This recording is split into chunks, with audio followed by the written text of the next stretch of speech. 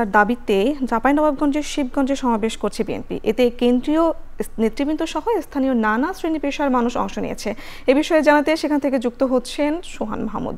সোহান, সমাবেশের সবশেষ অবস্থা কি, বক্তারা কি বলছেন জানাবেন।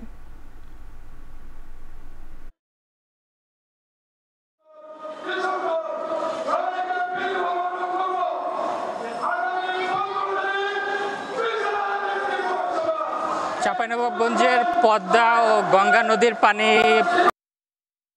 ভিন্নধর্মী এক জনসভার আয়োজন করেছে চাঁপাইনবাবগঞ্জ উপজেলা বিএনপি।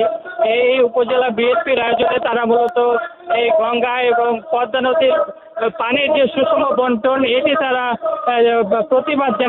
প্রতিবাদ জানিয়ে তারা মূলত এই মহাসমাবেশ অনুষ্ঠিত হয়েছে বা তারা এই মহাসমাবেশ করছে।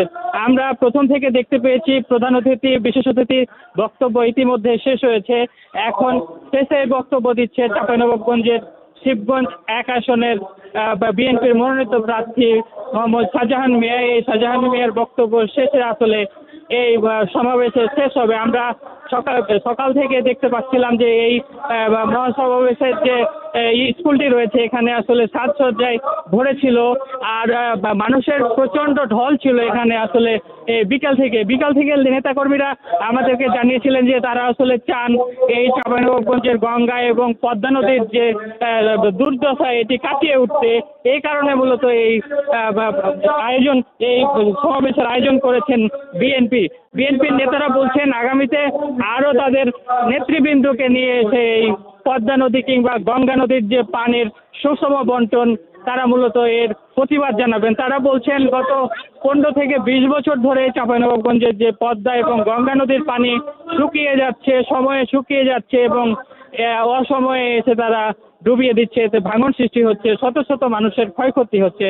তো তারা মূলত এইখান থেকে এই স্কুল মাঠ থেকে মূলত তারা বলছেন যে এর প্রতিবাদ জানাচ্ছেন এবং তারা বলছেন যেন আগামীতে এইরকম সমস্যা না হয়। চাঁপাইনবাবগঞ্জ 1 আসন 2 আসন সৃষ্টি হচ্ছে, শত শত মানুষের ক্ষয়ক্ষতি হচ্ছে। তো তারা মূলত এখান থেকে এই স্কুল মাঠ থেকে মূলত তারা বলছেন যে এর প্রতিবাদ জানাচ্ছেন এবং তারা বলছেন যেন আগামীতে এইরকম সমস্যা না হয়। চাঁপাইনবাবগঞ্জ 1 আসন 2 আসন 3 আসনের বিএনপির মনোনীত প্রার্থীরা এখানে বক্তব্য রেখেছেন। তারা বলছেন যে আগামীতে এমন ধরনের সমস্যায় যেন না পড়তে হয় এলাকার বাসিন্দাদের। তো এই ছিল আমার কাছে চাঁপাইনবাবগঞ্জের শিবগঞ্জ থেকে বিএনপির সমাবেশ স্থল থেকে সর্বশেষ।